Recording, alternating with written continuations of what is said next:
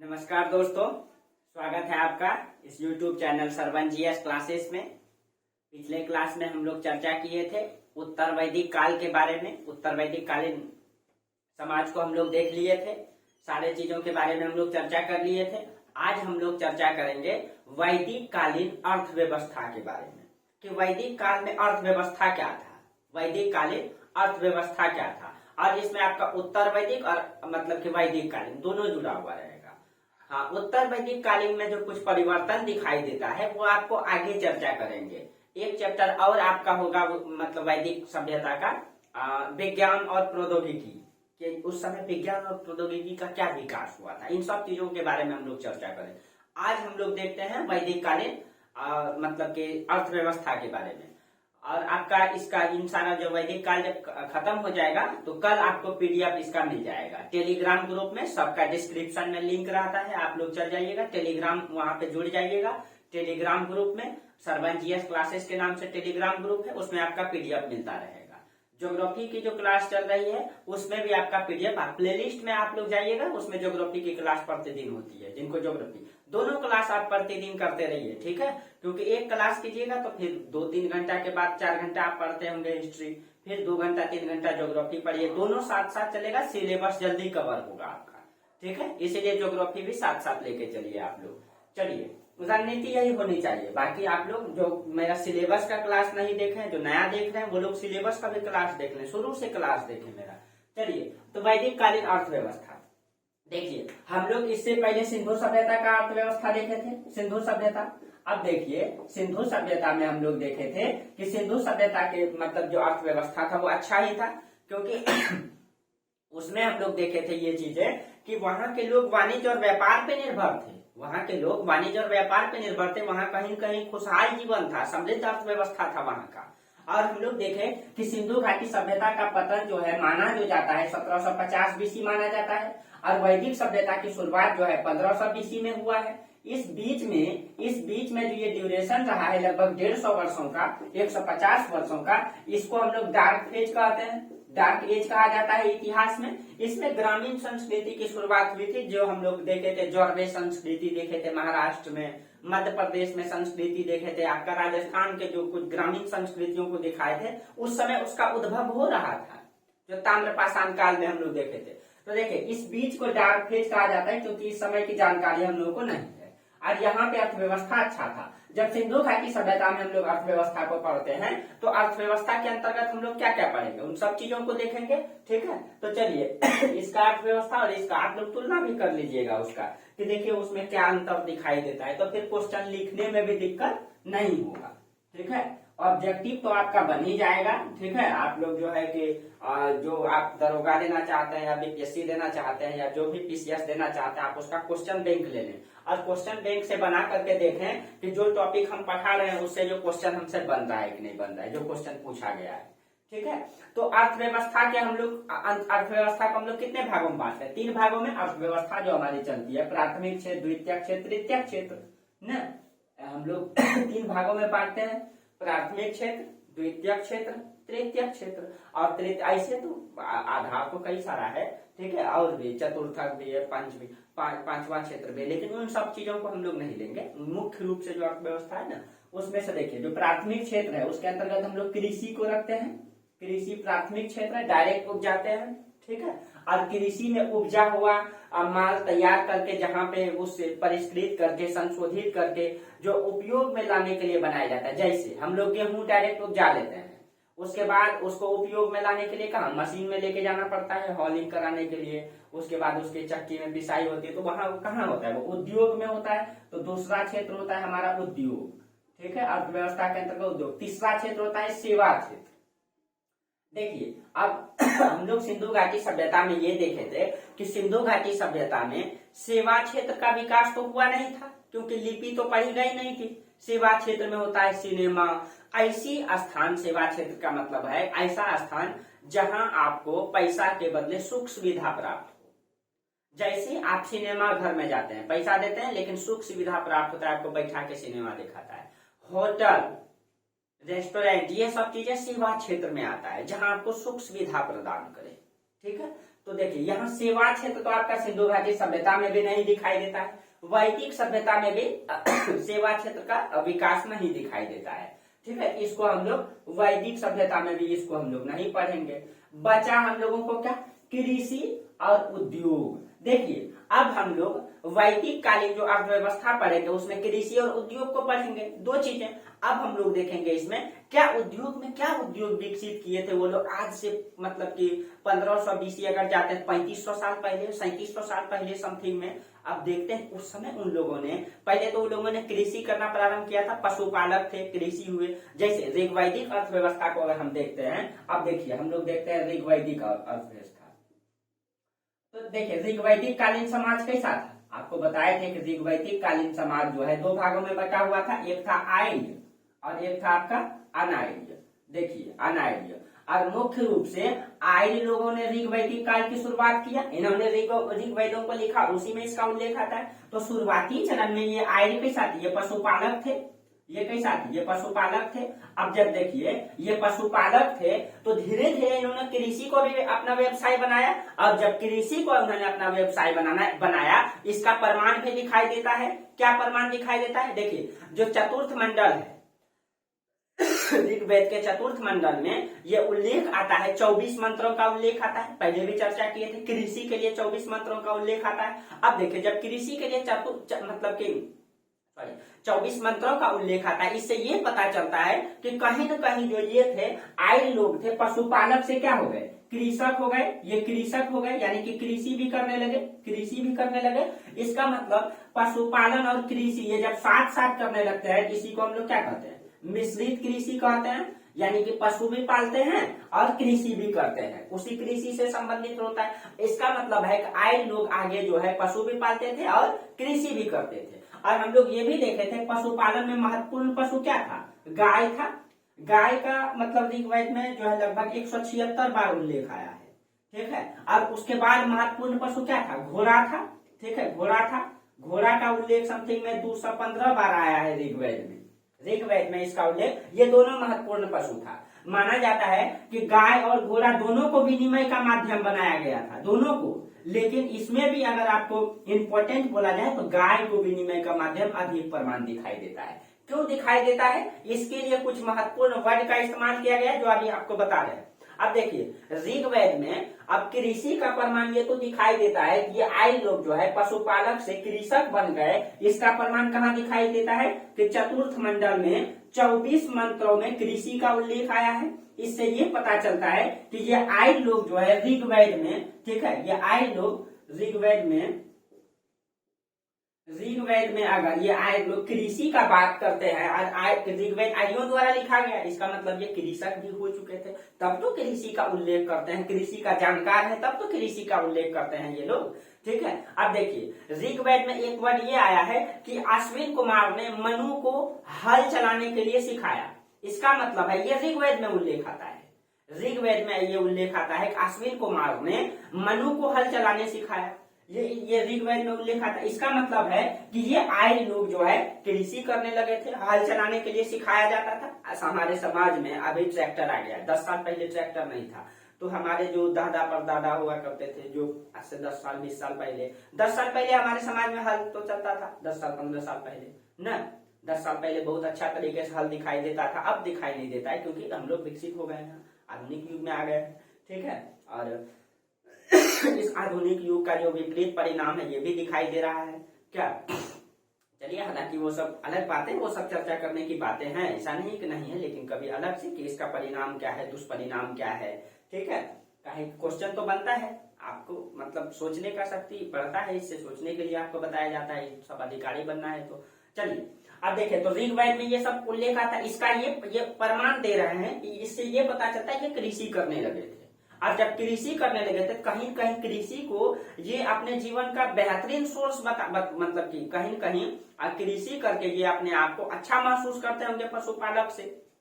क्योंकि यहाँ पे ये भी दिखाई देता है राजा जनक जैसे राजा लोग कृषि करते हुए दिखाया गया है। आज राजा अगर कृषि कार्य को अपनाते हैं, इसका मतलब ये है कृषि कार्य को समझ के कृषि जो करते होंगे उसका सम्मान कहीं कहीं जुड़ा हुआ होगा, कृषि से सम्मान जुड़ा हुआ होगा, कृषि को सम्मानित भाव से देखता होगा लोग। जैसे आज जो बड़े बड़े बिजनेसमैन होते हैं क्या करते हैं, बिजनेस करते हैं तो उसको सम्मानित भाव से देखता है लोग। क्या करते हैं, मजदूरी करते हैं, थोड़ा कम सम्मान मिलता है, जो समाज का ये मतलब परंपरा चल रहा है। उसी तरह उस समय कृषि जो करता था उसको सम्मानित भाव से देखता होगा, क्योंकि पहले लोग पशुपालक थे, कबीलाई थे, लेकिन जो कृषि करते होंगे उसको लोग सम्मानित भाव से देखते होंगे। इसीलिए तो राजा जनक जैसे लोग, राजा जैसे लोग कृषि करते हुए दिखाया गया है। ठीक है, अब देखिए कृषि जब करते थे इन सब चीजों का उल्लेख आया है। कृषि में वो लोग कौन सा संसाधन उपयोग करते थे, क्या क्या संसाधन था उनके पास, जो उल्लेख आता है उस कृषि के जो संसाधन के लिए जो उल्लेख आता है। ठीक है, कृषि का संसाधन में उन लोगों के पास क्या क्या संसाधन था कि वो लोग क्या उपयोग करते थे। जैसे कुलिया शब्द आया है नहर के लिए, कूप और मतलब कि अवट शब्द आया है। ठीक है, कुलिया शब्द आया है, कुलिया ये नहर के लिए आया है। ये सब ऋग्वेद के बारे में बता रहे हैं, ऋग्वेद के बारे में बता रहे हैं। कुलिया शब्द आया है, इसी में आपका कूप शब्द आया है, अवट शब्द आया है, कूप शब्द आया है, इसी में आपका अवट शब्द आया है। ये कूप और अवट जो आया है ये आपका कुआं के लिए आया है, ये आपका कुआं के लिए आया है। ठीक है, कुआं के लिए आया है। उसके बाद ये सब चीजों का उल्लेख आता है। इसका मतलब है कि वो लोग नहर का निर्माण करते थे सिंचाई के लिए, लेकिन नहर निर्माण का उल्लेख जो है इसमें यजुर्वेद में आया है। नहर निर्माण का उल्लेख यजुर्वेद में आया है। इसका मतलब उत्तर वैदिक काल में जो है उसका मतलब कि निर्माण हुआ था अधिकतर मात्रा में। यहाँ पे मतलब एक्सेप्शन में होगा, लेकिन यहाँ नहर निर्माण का उल्लेख नहीं आया है। नहर निर्माण का उल्लेख उत्तर वैदिक काल में आया है, अथर्ववेद में आया है। ठीक है, अब देखिए यहाँ पे और कई सारे वर्ड का इस्तेमाल किया गया है, जैसे कि ये लोग कृषि जो करते थे उसके लिए संसाधन, जैसे उर्दर शब्द आया है। उर्दर शब्द आया है अनाज का मतलब मापक यंत्र जो होता था, जो अनाज, इसका मतलब अनाज को वो लोग मापते हैं, इसका मतलब उत्पादन क्या हो गया है, अधिक हो गया है। अब अनाज कब मापेंगे लोग, बेचेंगे कब, जब उत्पादन अधिक हो जाएगा। तो उसके लिए जो है उर्दर शब्द आया है। उर्दर, उर्दर का मतलब होता था अनाज मापक यंत्र। ये सब नोट कर लेंगे, अनाज मापक यंत्र, जो अनाज को मापते थे। मापेंगे कब, जब उत्पादन अधिक होगा, जब वाणिज्य व्यापार करने लगेंगे, बेचेंगे। करीस शब्द आया है खाद के लिए, करीस, करीस खाद के लिए आया है ये शब्द। उस समय खाद का मतलब समझ लीजिए गोबर खाद, उस समय जो गोबर खाद होता था पशु का जो, ठीक है, तो वो गोबर खाद से यहाँ संबंधित है। ठीक है, सीर शब्द आया है, लांगल शब्द आया है, एक शब्द आया है सीर, एक शब्द आया है लांगल, ये हल के लिए आया है। लांगल शब्द और ये हल के लिए उपयोग किया गया है कि हल से, इसका मतलब इन सब चीजों का उल्लेख आया है संसाधन के रूप में वो लोग उपयोग करते थे कृषि के संसाधन। इसका मतलब है कि वो कृषि जो है अब अपनाने लगे हैं, और उत्तर वैदिक काल में पूर्ण रूप से वो कृषक हो गए थे, पूर्ण रूप से कृषक हो गए थे। ठीक है, अब देखिए अथर्ववेद में 24 मतलब कि बैलों द्वारा, यानी ये उत्तर वैदिक काल में देखा है। वैदिक कालों में देखिए, वैदिक काल में कृषि का खूब प्रमाण नहीं दिखाई देता है और अधिक मात्रा में नहीं, लेकिन जैसे उत्तर वैदिक काल में जाते हैं, उत्तर वैदिक काल में पूर्ण रूप से कृषि का विकास दिखाई देता है। और उत्तर वैदिक काल के अंतिम चरण में, अब जब आपको अभी आगे चर्चा करेंगे इन सब चीजों का, जो द्वितीय नगरीकरण होगा। प्रथम नगरीकरण आपको पढ़ा दिए, सिंधु घाटी की सभ्यता। द्वितीय नगरीकरण यहीं से शुरुआत होगा आपका, जो नगर जो जनपद है वह महाजनपद में बदलेगा, यहीं से आपका चर्चा होगा। ठीक है, अब देखिए अब देखिए ये बता रहे थे अथर्ववेद में 24 बैलों के द्वारा हल चलाने का प्रमाण मिला है। आप सोचिए, ये अथर्ववेद उत्तर वैदिक काल, ऋग्वैदिक काल, ऋग्वेद हो गया वैदिक काल, बाकी जो 3 वेद हैं वो उत्तर वैदिक काल। उत्तर वैदिक काल में अथर्ववेद में 24 बैलों के द्वारा हल चलाने का प्रमाण मिला है, आप सोच सकते हैं। और एक जगह पे तैतृय संहिता में 6 से 12 बैलों द्वारा, देखिए यहाँ आप लोग नोट कर लीजिएगा इसको। तो अथर्ववेद में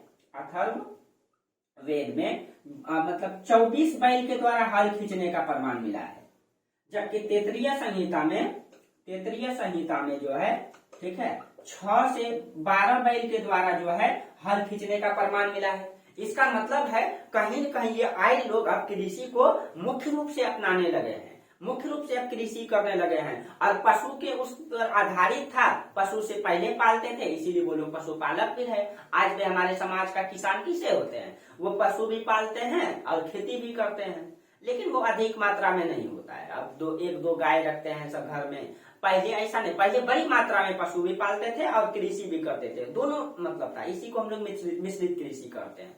ठीक है, अब देखिए इसका मतलब है कि कृषि व्यवसाय अब प्रचलन में आ गया है। अब देखिए कृषि व्यवसाय करने के लिए यहाँ पे एक शब्द का उल्लेख आया है, जो कृषि जो होता है ऋग्वेद में एक शब्द आया मढ़ाई, एक शब्द आया है ऋग्वेद में। ठीक है, एक शब्द आया है ऋग्वेद में, एक शब्द आया है मढ़ाई।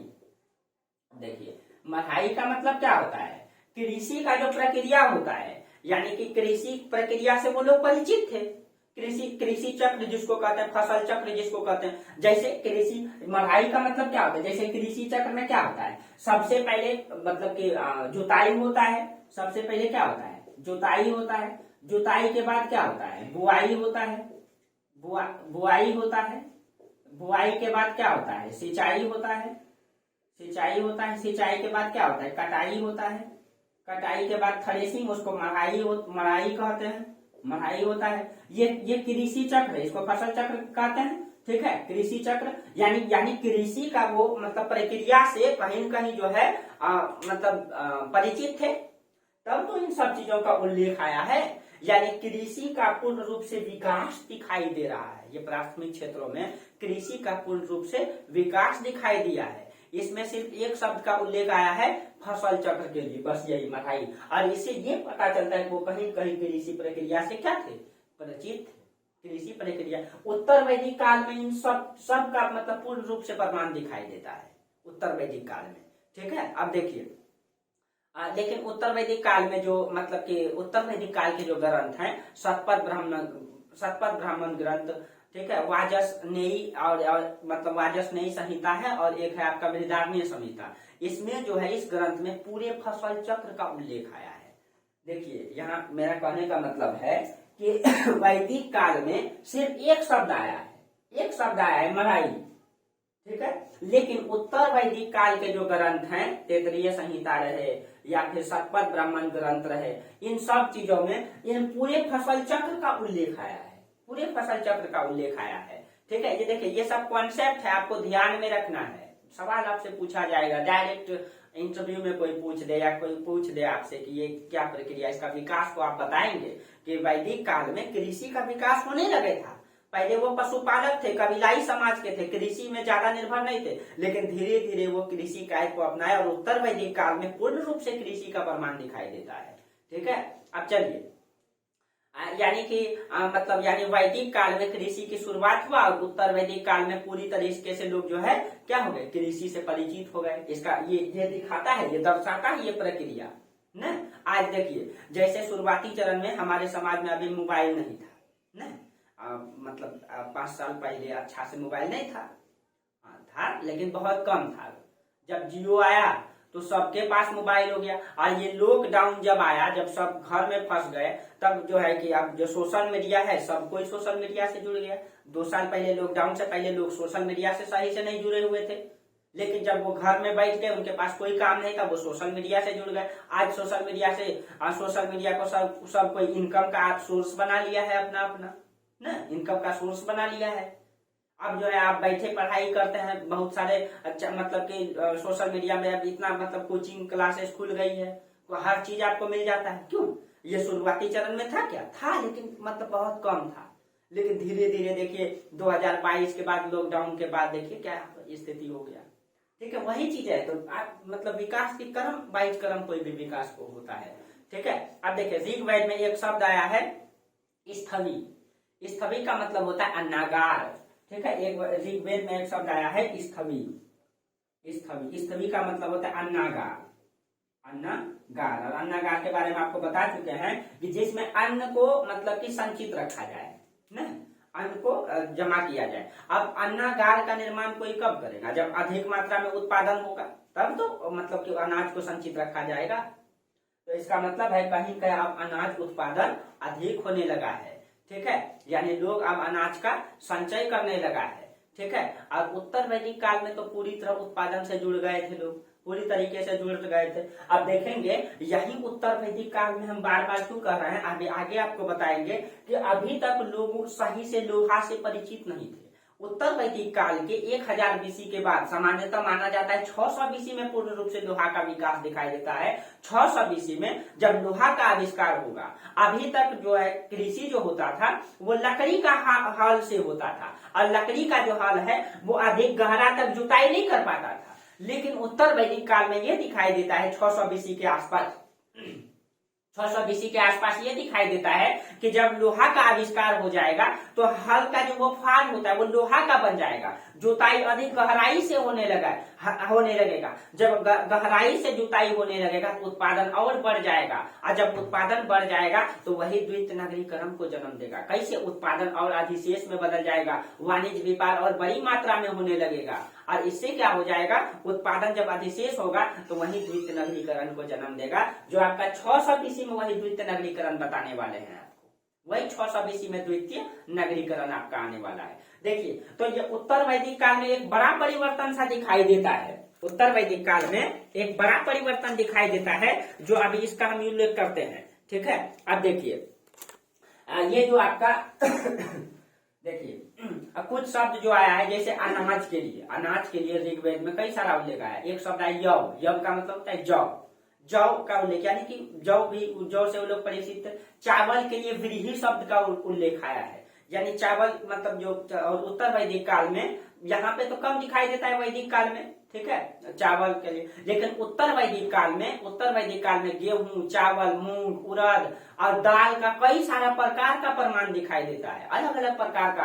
आज जैसे हम लोग दाल कई प्रकार का उपयोग करते हैं न, उसी तरीके से वहां भी दाल का कई प्रकार का प्रमाण मिलता है। अब देखिए यहाँ पे क्या हो जाता है, कहते हैं कि ये लोग जो है पशु को देवता से जोड़ा गया। अब इस काल में पशुओं को देवता से जोड़ दिया लोग, और इस काल में जो है फसल को भी लोग देवता से जोड़ दिया। ठीक है, जैसे आज हम लोग, जैसे जो नंदी है, हम लोग शिव का उसको क्या मानते हैं, शिव का मतलब कि वो है सवारी है। ठीक है, यानी और बहुत सारे पशु, जैसे शेर है वो दुर्गा माता का सवारी। यानी पशु को लोग किससे जोड़ने लगे, देवता से जोड़ने लगे। क्यों? क्योंकि लोग जो है पशु का सम्मान करेगा, पशु को बढ़ावा देगा। अब देखिए यहाँ पे फसल को भी लोग देवता से जोड़ेंगे। क्यों? फसल को देवता से जब जोड़ देंगे तो वो मतलब कि अनाज का सम्मान करेंगे, अनाज को अधिक उपजाने का प्रयास करेंगे, ताकि समाज में वृद्धि हो, अनाज का उत्पादन अधिक हो। देखिए, तो इन सब इसीलिए आज भी हमारे समाज में फसल कटाई के अवसर पर बहुत सारे त्योहार होता है, क्योंकि फसल को लोग, अनाज को लोग देवता मानते हैं और अनाज को देवता के रूप में पूजते हैं। क्यों? क्योंकि उसका जब तक वैल्यू अधिक रहेगा लोग उससे अधिक जुड़े हुए रहेंगे, उसका अधिक उत्पादन करेंगे, उसका अधिक संचय करेंगे, और जब अधिक उत्पादन होगा तो विकास क्रम भी आगे बढ़ेगा। तो लोग समाज में लोग अनाज को, पशु को इसीलिए देवता से जोड़ने का प्रयास किए। इन सब चीजों को समझने की जरूरत है। ठीक है, बाकी कुछ नहीं, इन सब चीजों। अब देखिए, जैसे इंद्र को हल का देवता बताया गया है, मरुत को हलवाहा। ठीक है, अब देखिए इंद्र को हल का देवता बताया गया है, इंद्र को जो है हल का देवता। अब वो सम्मान करेंगे इंद्र का, यानी कि हल का सम्मान करेंगे, हल को अधिक से अधिक मतलब कि विकास करने का प्रयास करेंगे, देवता समझेंगे, उसका पूजा करेंगे लोग साल में। तो दिखाई भी देता है कि फसल चक्र के अवसर पर बहुत सारे त्योहार होते हैं ना, अलग अलग राज्यों में त्योहार होते हैं। ठीक है, फसल चक्र की कटाई पर होते हैं। हम लोग का जब यहाँ पे गेहूं कटाई होता है तो उसके अवसर पे फागुन माह में होली लोग मनाता है, खुशहाली मनाता है। तमिलनाडु में पोंगल त्योहार होता है, अलग अलग राज्यों में अलग अलग त्योहार होता है। हमारे बिहार में एकदम धूमधाम से, बिहार, उत्तर प्रदेश और भारत के कई सारे, भारत ऐसा नहीं है लेकिन कुछ क्षेत्र ऐसे जहाँ फसल से डायरेक्ट जुड़े हुए हैं, वहाँ होली बहुत धूमधाम से मनाया जाता है ना, क्योंकि नया फसल की कटाई होती है, नई गेहूं का जो है कि नई गेहूं का आटा से जो है पुआ बना के लोग खाता है, खूब खुशहाली मनाता है। ये क्यों किया गया? उस समय जो है कि गेहूं को लोग पूजते हैं। क्यों? वो फसल से देवता को जोड़ दिए हैं, उत्पादन अधिक करेंगे। तो ये सब चीजों का इसी समय जन्म दिया गया। ठीक है, बस जोड़ दिया गया इसलिए उत्पादन अधिक कर पाए लोग। लेकिन कुछ लोग इसका गलत भी उपयोग कर लेते हैं, लेकिन ऐसा नहीं करना चाहिए। ठीक है, अब देखिए ऋग्वेद में हलवाहों का गीत का उल्लेख आता है, यहाँ तक कि इसी में अथर्ववेद में भी आता है, ऋग्वेद में भी, अथर्ववेद में, यानी उत्तर वैदिक काल में, वैदिक काल में भी। ठीक है, यानी कि हलवाहों का गीत का उल्लेख आता है, यानी कि लोग खेती जो करेंगे झूम झूम के करेंगे, खुशी खुशी से खेती करेंगे। देखते हैं आज की मतलब समाज में महिलाएं जब रोपण करने के लिए जाती है धान का, तो मतलब उनके साथ भी गीत गाया जाता है। वहाँ मतलब गांव समाज में बहुत बेहतरीन सब गीत होता है इसके लिए, मतलब खुशी खुशी मतलब कि धान का खेतों में वो लोग धान की बुआई करते हैं, ठीक है, ताकि उनको महसूस ना हो कि काम भी हो जाए और खेल खेल में काम हो जाए। उत्पादन, इन सब चीजों का तरीका जो बनाया, ये उत्पादन को अधिक बनाने के लिए किया है, और इसी समय इन सब चीजों का जन्म दिया ताकि कृषि से लोग जुड़े वैदिक कालों में, ठीक है। अब लोग धार्मिक, अब देखिए अब ये लोग ऐसा क्यों किए, क्योंकि लोग धार्मिक प्रवृत्ति के थे, और धार्मिक प्रवृत्ति के थे तो उस समय समाज में धर्म को लोग ज्यादा मतलब ये करते थे, धर्म का मतलब अधिक सम्मान करते थे लोग, धर्म के खिलाफ जाना आसान नहीं होता था, धर्म के बारे में विपक्ष में कोई बात भी नहीं होता था उस समय, ऐसा था। आज भी समाज में है, लेकिन आज लोग कुछ तार्किक हो गए ना, क्योंकि समाज में बहुत सारे लोग, ठीक है, सोशल मतलब ये चीजें हैं, सोशल मीडिया इन सब चीजों ने बढ़ावा दिया। लेकिन उस समय जो धर्म से जब इसको जोड़ दिया गया तो वहां पे उल्लेख ये भी आता है, ठीक है, सभी मतलब यहाँ उल्लेख आता है कि जब ये मतलब देवता से जब अनाज का उल्लेख कर दिया गया तो वहां पे बोला जाता अनाज को अधिक से अधिक उपजाओ, इन सब चीजों का भी उल्लेख आता है, ठीक है। तैत्तिरीय संहिता में कहा गया है अन्न ही ब्रह्म है और इसलिए अधिक अन्न उपजाओ, ये सब उल्लेख आता है। और इन सभी तथ्यों से यह पता चलता है कि उस समय लोग धार्मिक प्रवृत्ति के ज्यादा थे, इसलिए उत्पादन को धर्म से जोड़ दिया गया कि लोग जो है धर्म का सम्मान करेंगे, उत्पादन अधिक करेंगे, बस यही चीज है। अब देखिए हम आपको बता रहे थे ये तो उत्पादन से संबंधित आप लोग सीख, इसका मतलब ये चीजें हैं कि व्यवस्था ठीक ठाक दिखाई दे रहा है कि कृषि का उल्लेख आता है। अब देखिए अब हम बता रहे थे कि गाय का भी लोग जो है गाय को सम्मान करते थे, और गाय के लिए बहुत सारे शब्द का उल्लेख किया गया है, ठीक है। गाय का मतलब कि सम्मान होता था समाज में, इसके लिए क्या क्या शब्द आया है, इसके लिए कुछ शब्द का इस्तेमाल किया गया है गाय का, इससे पता चलता है कि कहीं कहीं गाय का सम्मान होता था। देखिए हम ज्यादातर तो ये विश्वास नहीं करते हैं कि लोग विनिमय का माध्यम बनाएंगे, बहुत अधिक मात्रा में विनिमय होता होगा गाय का, ठीक है, कि गाय से लोग सब चीज का विनिमय करते हैं, ऐसा हमको कम लगता है ऐसा, ठीक है, कि एक बड़ा सा जानवर देंगे और कुछ गेहूं खरीद के लाएंगे, होता होगा समाज में, कम होता होगा, लेकिन ज्यादातर वस्तु विनिमय प्रणाली चलता होगा। वस्तु विनिमय का मतलब कि हम धान दिए आप हमको गेहूं दे दो, कोई गांव में गेहूं बो देता है, कोई मक्का बो देता है, कोई चावल बो मतलब कोई चावल बो दिया, कोई दाल बो दिया, कोई कुछ, कोई प्याज, कोई आलू। अब किसी को धान चाहिए, अब वो बो दिया है गेहूं, तो गेहूं लेके जाएगा धान वाले के पास और बोलेगा कि आप भाई हमको 10 किलो धान दे दो और हम आपको 10 किलो गेहूं दे देते हैं, आप रोटी खा लेना हम चावल खा लेंगे, दोनों का काम, इसी को वस्तु विनिमय प्रणाली का। तो उस समय वस्तु विनिमय प्रणाली चलता था, ठीक है। हाँ, मुद्रा का माध्यम गाय को बनाया गया होगा, लेकिन आप अंदाजा लगा सकते हैं कितना बड़ा जानवर देकर के लोग मतलब कि एक गाय देंगे जो उसको उसके बदले में गेहूं खरीद के लाएंगे, ऐसा होता होगा लेकिन बहुत कम होता होगा। हाँ, गाय का मतलब कि सम्मान था, गाय को विनिमय का माध्यम बनाया गया होगा, ठीक है, विनिमय का माध्यम बनाया गया होगा, लेकिन कम प्रचलन में होगा, मुझे ऐसा लगता है। इतिहासकार तो बताते हैं लेकिन मुझे ऐसा लगता है ऐसा कम होता होगा। लिखित साक्ष्य पे बताते हैं, क्यों, क्योंकि बहुत सारा जो वर्ड आया है ना वैदिक काल में वो ग से शुरुआत होता है, ग से, जैसे एक शब्द है गविष्ठ, एक शब्द है गोधूल, ठीक है, गविष्ठ का मतलब होता है युद्ध के लिए, गविष्ठ शब्द का प्रयोग आया है, गविष्ठ, ठीक है, ये युद्ध के लिए प्रयोग आया है, युद्ध के लिए गविष्ठ। एक शब्द आया है गोधूल, देखिए कई सारा वर्ड का इस्तेमाल किया गया, गोधूल का है, गेहूं के लिए गोधूल शब्द का उपयोग किया गया है, गेहूं के लिए, ये सब चीजों को नोट कर लेंगे, ठीक है। गोधूल, सॉरी गोधूल नहीं, गोधूम, गोधूम। एक शब्द आया है गोधूली, समय की इकाई को, ठीक है, जैसे कि सुबह शाम है, ठीक है, गोधूली, गोधूली ये समय की इकाई है, समय की इकाई, समय की इकाई मतलब सुबह शाम, ठीक है, ये सब जो बोलते हैं, ठीक है, ये समय की इकाई को, ठीक है, जो शाम हो गया सुबह हो गया सब कैसे कहते, ये इसके लिए गोधूली शब्द का उपयोग है। एक शब्द है सांगव, प्रातः काल के लिए, प्रातः काल मतलब सुबह के लिए, ठीक है, ये गोधूली जो है समय की इकाई, ये शाम के लिए उपयोग किया गया है, शाम के लिए सांगव, और सॉरी शाम के लिए गोधूली, और सांगव जो है सुबह के लिए, सांगव, सांगव मतलब प्रातः काल, प्रातः काल मतलब सुबह, ठीक है, जिसके लिए सांगव शब्द है। एक शब्द है गोमत, गोमत शब्द है धनी व्यक्ति के लिए, गोमत, गोमत ये धनी व्यक्ति के लिए आया है, ये शब्द धनी व्यक्ति। ठीक है, इन सब चीजों को आप लोग नोट कर लेंगे। उसके बाद एक शब्द आया है गोजित, गोजित शब्द आया है जन का नायक के लिए। गोजित जो जन का नायक होता था, जन का नायक। अब देखिए अधिकतर वर्ड किससे है, ग से प्रारंभ है, इसीलिए मतलब बहुत सारा वर्ड ग से प्रारंभ हुआ था। इसीलिए इतिहासकार ये अनुमान लगाते हैं कि जो गाय का सम्मान होता होगा समाज में अधिक होता होगा, इसीलिए मतलब कि गाय को विनिमय का माध्यम बनाया गया होगा और मुख्य पशु गाय ही था, इसीलिए। ठीक है, ये सब इतिहासकारों का कहना है। ठीक है, हाँ होता होगा। ठीक है, अब देखिए एक शब्द और आया है गवेषण, गवेषणा, गायों का खोज करने के लिए गवेषणा शब्द का उल्लेख आया है। गवेषणा, गवेषणा का मतलब होता है गाय का खोज करने के लिए। उस समय आपको बोले थे आर्य और अनार्य, अनार्य लोग जो है आर्य का गाय चोरी कर लेते थे, यानी मतलब आपस में भी चोरी कर लेते थे, तो चोरी करने के कारण युद्ध भी होता था। तो जब चोरी किया जाता था गाय खोजने जाते थे लोग, समाज में भी ऐसा होता है, अभी भी होता है, चोरी हो जाता है, बहुत सारे दूर दूर तक बहुत सारा बाजार मार्केट जाते हैं लोग गाय खोजने के लिए। तो गाय खोजने के लिए जो जाता है उसके लिए गवेषण शब्द, गवेषणा शब्द का उल्लेख आया है। एक शब्द आया है गव्य मूर्ति, दूरी की इकाई के लिए गव्य मूर्ति शब्द का उपयोग आया है, गव्य मूर्ति शब्द का उल्लेख है। ये सब चीजों का आप नोट कर लेंगे, गाय खोजने के लिए। ठीक है, और गव्य मूर्ति जो है दूरी की इकाई है ये।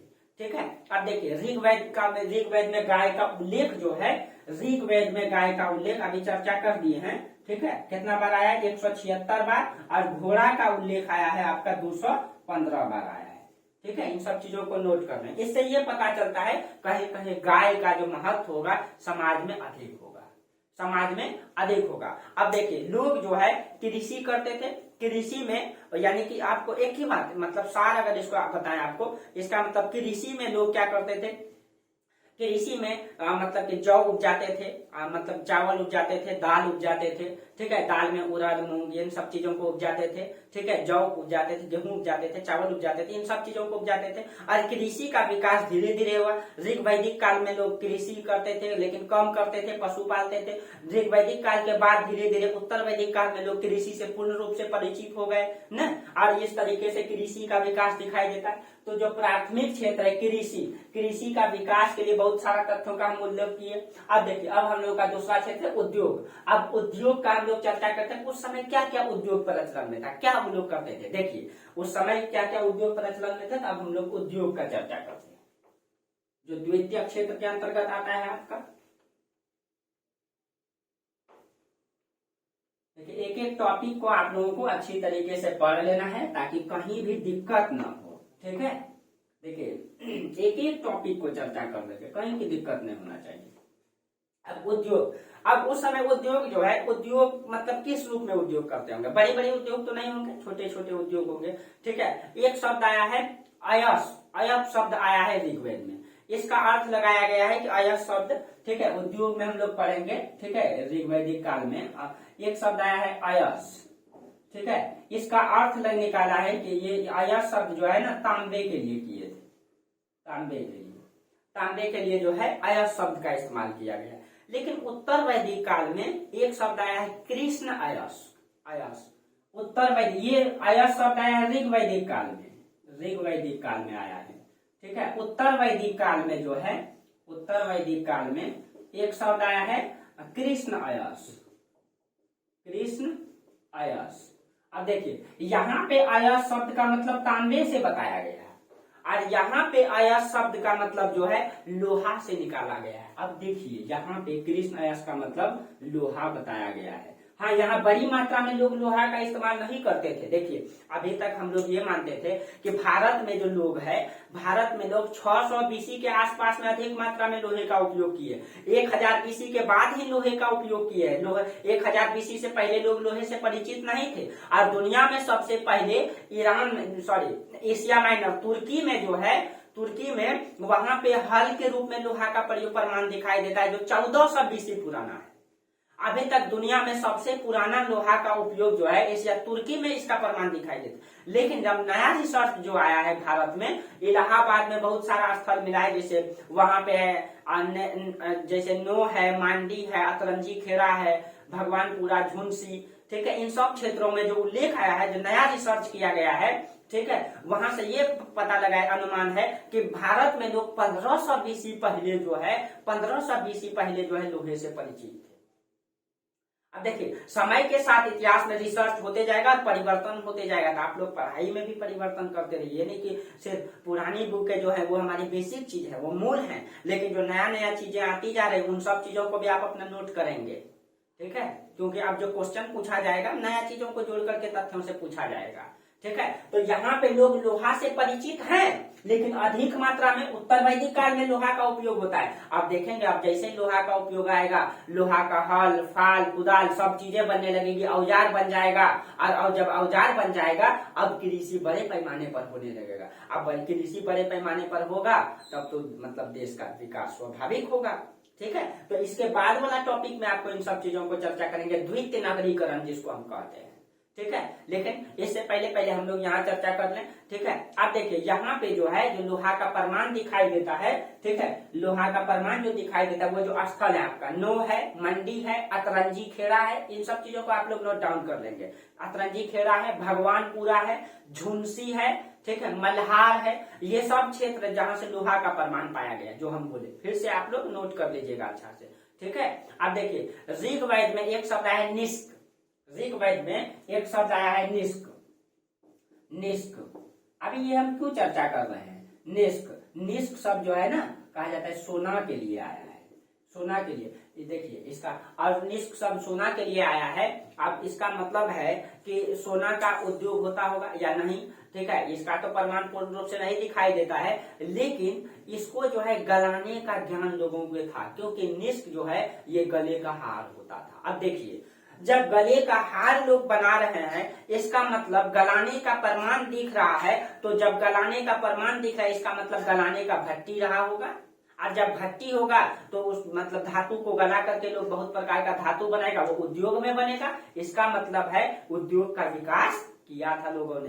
और तांबे का आविष्कार तो आपको पाषाण काल के बाद ही ताम्र पाषाण काल पढ़ाए थे, तांबा उसी समय लोग खोज लिया था, सिंधु घाटी के लोग कांसा खोज लिए थे और कांसा का बर्तन बनाए थे, और यहाँ पे भी कांसा का उपयोग दिखाई देता है, प्लस में लोहा का भी और तांबा का भी, सोना का भी, चांदी का भी। इसका मतलब ये है जब इन सब चीजों से धातु से परिचित हैं उनका लोग जो है कि मतलब आभूषण बना रहे हैं, इसका मतलब उद्योग में बनता होगा ना, इसका मतलब उद्योग का विकास हो चुका था देश में।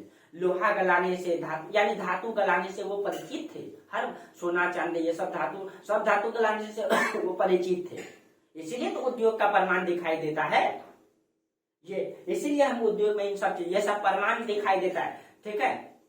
अब देखिए सिंधु नदी को ऋग्वेद में जो है हिरण्यवती कहा गया है, और हिरण्यवती का मतलब होता है सोना, ठीक है। ऋग्वेद में सिंधु नदी को, ठीक है, सिंधु नदी को जो है हिरण्यवती कहा गया है, हिरण्यवती कहा गया। हिरण्यवती क्यों कहा गया, हिरण्यवती का मतलब सोना होता है, क्योंकि सिंधु नदी के पास में सोना का कण मिलता था, सोना का कण मिलता था, इसीलिए उसका नाम, जैसे स्वर्ण नदी है, स्वर्ण नदी में आज भी सोना का कण दिखाई देता है, स्वर्णरेखा नदी में आज भी सोना का कण मिलता है, उसके बालू में सोना का कण है, ठीक है। उसी तरीके से यहाँ पे ऋग्वैदिक काल में जो सिंधु नदी वहां भी सोना का कण दिखाई देता था, इसीलिए उसका नाम हिरण्यवती। इसका मतलब है कहीं कहीं प्रमाण है, उसका खोज है, तब तो और उसका उद्योग का विकास होगा।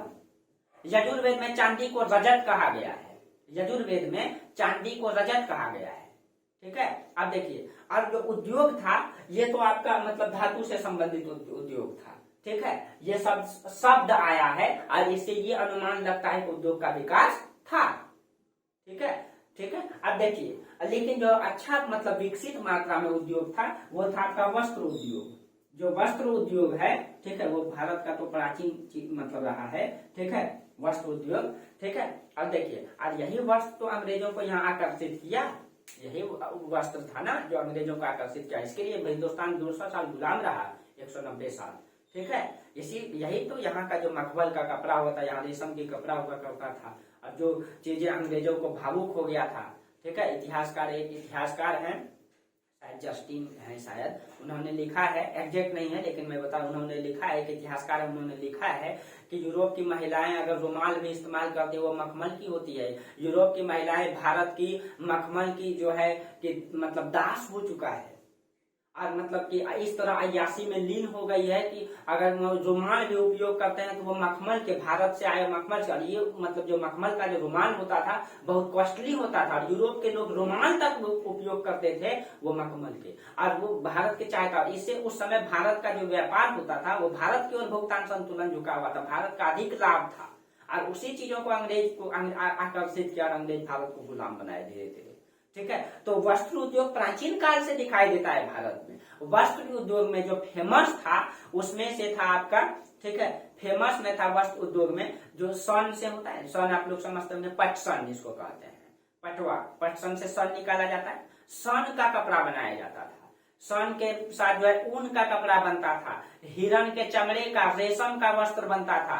इन सब चीजों का वस्त्र जो है वस्त्र उद्योग में, एक तो आपका जिसको पटसन कहते हैं, पटसन, दूसरा आपका मतलब कि ऊन का कपड़ा बनता था, रेशम का कपड़ा बनता था, रेशम का, ठीक है, हिरण के चमड़े का कपड़ा बनता था, और जानवर का, और का मतलब जानवर का चमड़ा था, हिरण का चमड़े का मतलब बनता था, ठीक है, चमड़े का। ये सब चीजों को जो बनाया जाता था वो उद्योग में बनाया जाता था, ठीक है, कपड़ा जो बनाया जाता था, इसका मतलब उद्योग का विकास हो चुका था, ठीक है। और इसके लिए कई सारे वर्ड का भी इस्तेमाल किया गया, जैसे तख्छा शब्द आया है बढ़ई के लिए। अब बढ़ई जो काम करते थे, बड़े बड़े नाव जो बनाते थे, जो चौकी मतलब खिड़की के बाड़ी ये सब जो बनाते थे, वो मतलब वो उद्योग हो गया एक प्रकार से, उद्योग का विकास। तो उसके लिए तख्त शब्द का उल्लेख है बढ़ई। और आपको यहाँ पे बताया था ऋग वैदिक काल में, ठीक है, आपको आगे दिखाई देगा, और यहाँ ऋग वैदिक काल में आपको दिखाए भी कि जो मतलब पुरोहित के बाद बढ़ई को रखा गया है,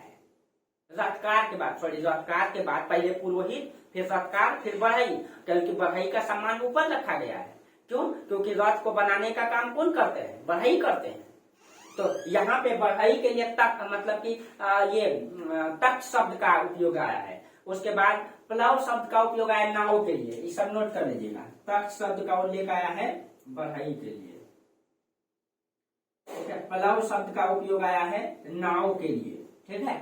और उस समय नाव का जो प्रमाण आया है, बड़ा नाव का उल्लेख आया है, ठीक है। अब देखिए यहाँ पे नाव, उसके बाद प्लव, एक शब्द आया है अरित्री, अरित्री शब्द आया है नाविक के लिए, जो नाव चलाता है उसके लिए, ठीक है। अरित्री शब्द का उल्लेख आया है, अरित्री जो नाविक होता है, जो नाव को चलाने वाला होता है, उसके लिए ये उल्लेख आया है। एक शब्द आया है अरित्र, अरित्र शब्द आया है पतवार के लिए, अरित्र, अरित्र, अरित्र शब्द आया है पतवार के लिए।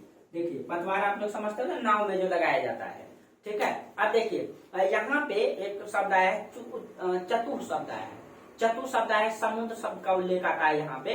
100 पतवार वाले नाव का निर्माण का उल्लेख आता है। आप सोचिए 100 पतवार वाले नाव समुद्र में कैसे उतारेंगे? 100 पतवार वाले नाव का प्रमाण आता है, ठीक है। अब उसमें चर्चा किया गया, अब रहा होगा कि नहीं होगा पता नहीं, लेकिन इसमें उल्लेख आया है, ठीक है।